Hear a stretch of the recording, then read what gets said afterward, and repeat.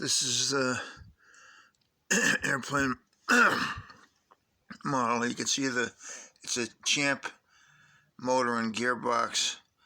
I added a cable to it. I left this good service loop in case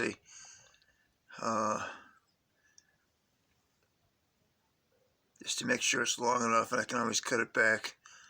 I have it spliced, and I have the connector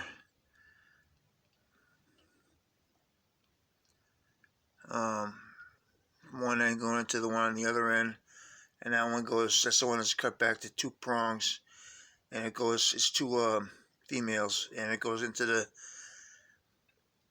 ESC I put on the receiver board, which is the F949 receiver board from WL Toys, China. That's what's going to mount on that. That's a piece cut off a Walmart gift card that was expired, which I glued on with Gorilla Glue. And first I used contact adhesive, then I reinforced it with Gorilla Glue.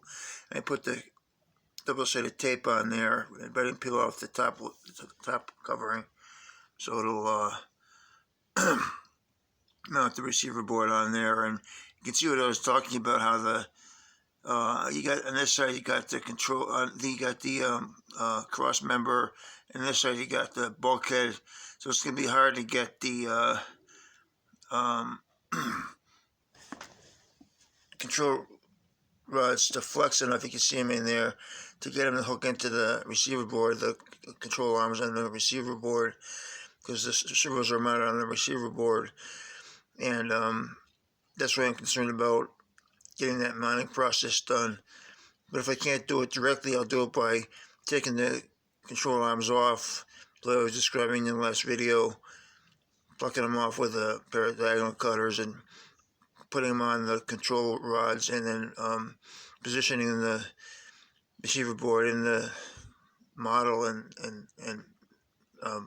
popping the control arms back on the servos on the receiver board.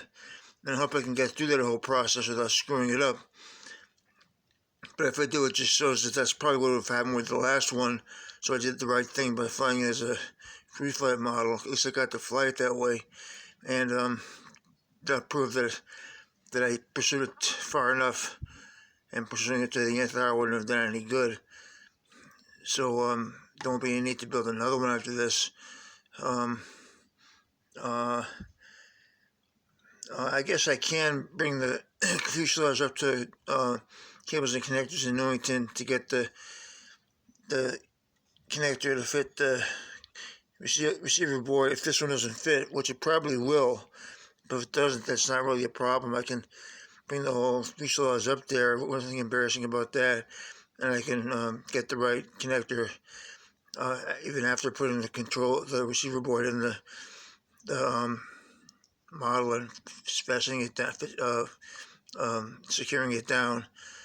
So that's not a problem. I can go ahead and mount the receiver board regardless of that connector as soon as I get it, which should be hopefully not too long, maybe a week or two.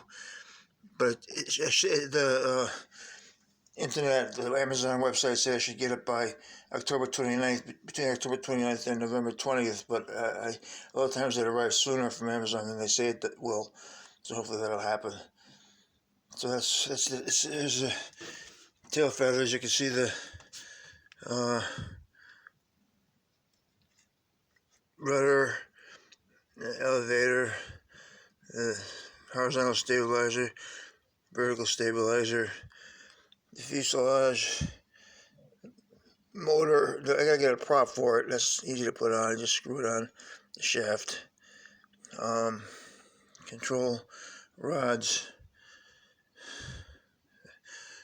control horn on the rudder, all attached. Control rod on the elevator attached to the control rod. Here's the wing. All the tissue paper on it. That's easy to put on. Just use an elastic band to hold it in place. I got the elastic band in the drawer down here. Goes on right about there, but you can adjust the position for balancing. That's the good thing about the Javelin. There's some reinforcement pieces in here, but it'll be at approximately that area, so, the wing, I mean. So that's about it.